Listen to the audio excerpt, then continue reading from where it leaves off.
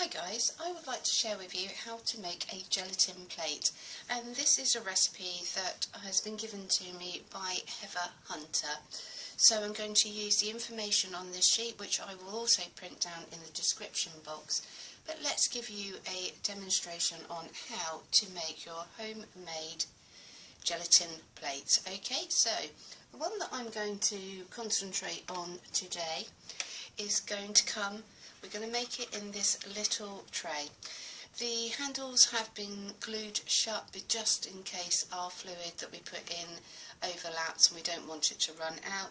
It literally is just going to be a small little tray, just really for demonstration purposes and so that you can enjoy yourself. So it's just over 2.5 inches, it's just under 3.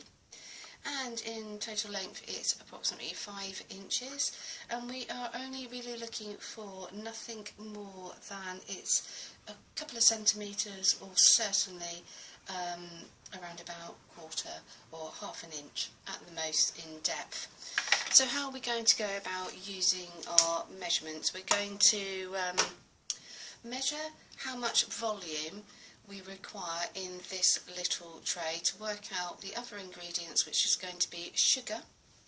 So I've just got good old granulated sugar, some glycerine, and this can be purchased at the pharmacy, so there's nothing spectacular. In my case that's come from Boots.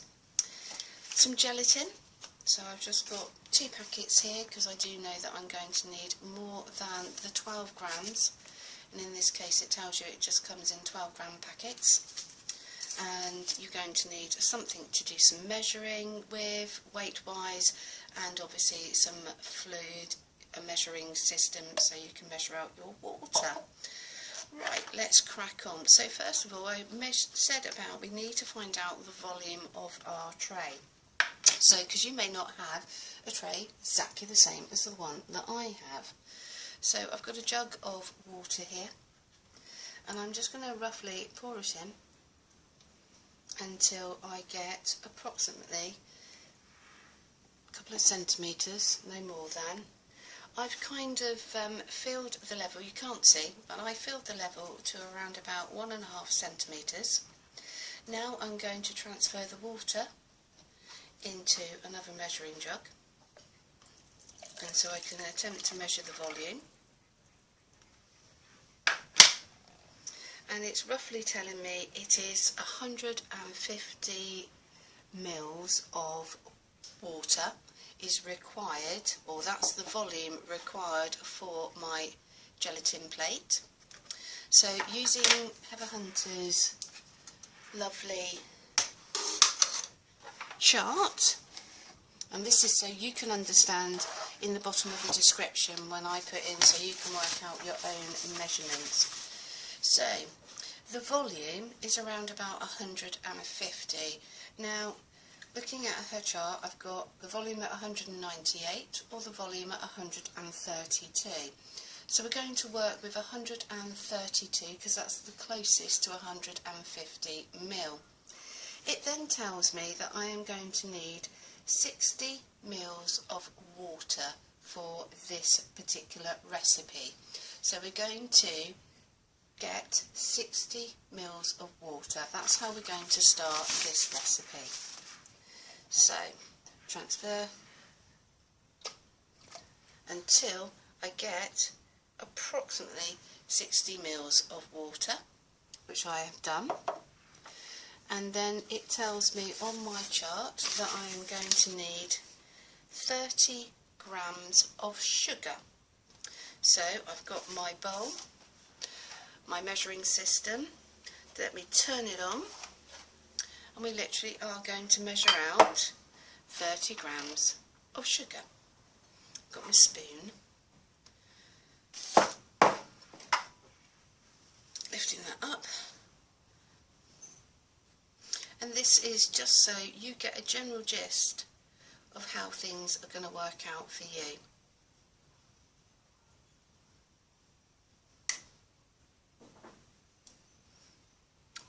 There we go, so we've got our 30 grams of sugar, we've got our 60 mils of water. Now don't worry, The sugar, once dissolved, is going to start bringing up the volume, which is going to go in to make our gelatin plate. So if you thought that you're going to have 150 mils of water to begin with, you'd be wrong, because by the time we've added all these ingredients together, it will take up that 150 mils worth of water. The volume will be sorted. Now, what we're going to need to do is take our water, put it in a saucepan. We need to heat that until it's boiling. Once it's boiling, take it away from the heat and place in your sugar. You are going to dissolve your sugar into the water. If you need to put it on the heat again, by all means, but just keep it as cool as possible now. But obviously this water is cold, and so for the moment what I'm going to do is step across to my cooker and dissolve the sugar in the water, and I'll be right back.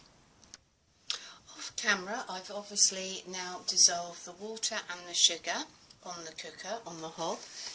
We now need to work out how much gelatin and how much glycerin we need. So looking at our chart, we're working at 132, we've done the 60, we've done the 30 grams of sugar. We now need 72 mils of the glycerin. So we've got the glycerin here. So I'm going to get my measuring jug again, and I can only be, I'm not 100% accurate here because of the way that my measuring system works. I'm sure the better you can measure your products, the easier it will be. So I am just going over 50, and I've kind of got to guess where my 72 mils are. So that's the glycerin in there, and I know that we are looking at 20 grams of gelatin. So I put the glycerin over to one side, get the bowl out. We know we're looking at 12 grams here, so we can just literally put that straight into our bowl. It's actually reading 14 on here. See, a little bit more generous. And let's see if we've got sufficient here to take it up to 20.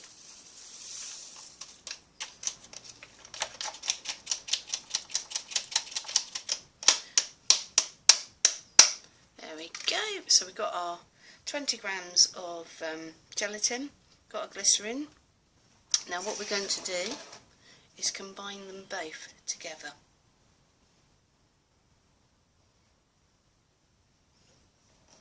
And as this glycerin is a bit gloopy, it's going to take a little while here. So let me just get another spoon.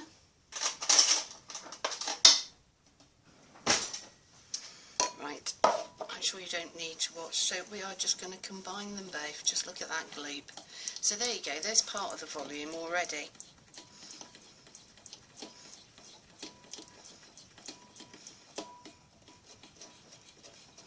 Then our next thing to do, so we've got our glycerin and gelatin, we have our dissolved sugar and water. We're going to transfer them both together now.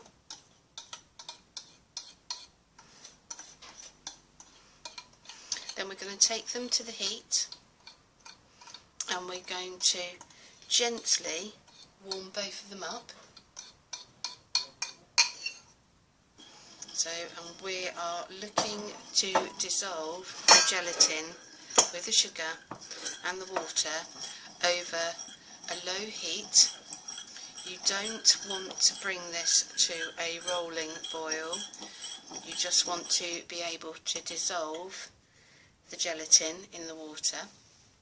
If you are struggling and the gelatin and you've been there 5 minutes religiously going round and stirring, you can add a small proportion of cool water just to help aid the actual glycerin to dissolve, but be very cautious, add it slowly, see how you get along. Once it has dissolved, you're going to leave this on the lowest setting for the next half an hour on your hob. Don't walk away, don't physically leave the kitchen, keep an eye on it, but just that way hopefully it will try and prevent some of the bubbles. You will get a scum that is going to form on the physical top of your jelly plate, so to speak, but don't worry, we'll deal with that when we transfer the warm product into your tray. So yet again, I'm going to go and dissolve this, and then we'll show you what it's like to transfer into the tray. Right, I've cleared the table. I've got some old newspaper. I've got my tray, got some kitchen roll underneath, and we've just got our instructions. Let's bring over the pan of gelatin, water and sugar, which has dissolved now. There is some gelatin that is still at the side of the pan, but it's had its half an hour. I'm going to pour straight in.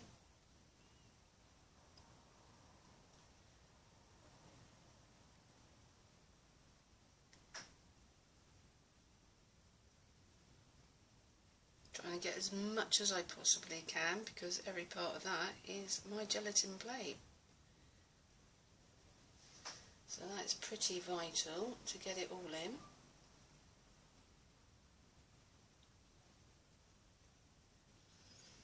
Right, so there's our gelatin pour.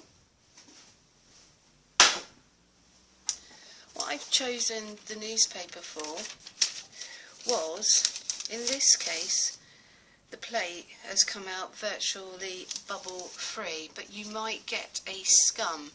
If you do get a scum, you want to be running your newspaper across your gelatin just to try and make sure you get as many as possible the bubbles off, because we want obviously the flattest surface that we possibly can for printing on.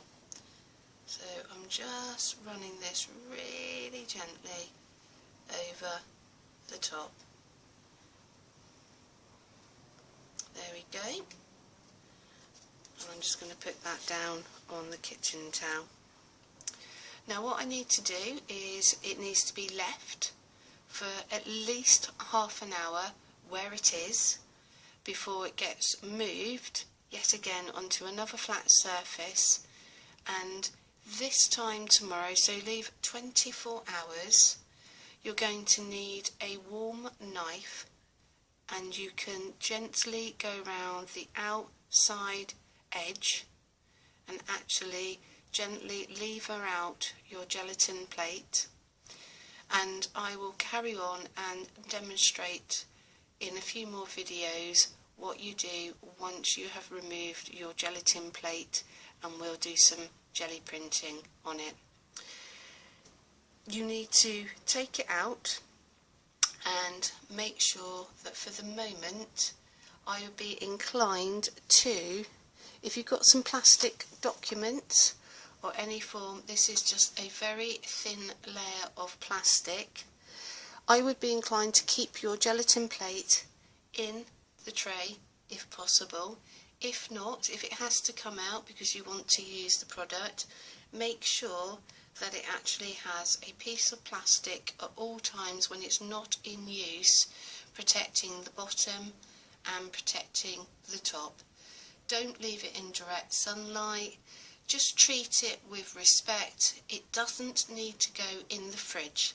It can remain in a just normal temperature in a cupboard is perfectly adequate, as long as it is covered both sides with a layer of plastic, or if you've got some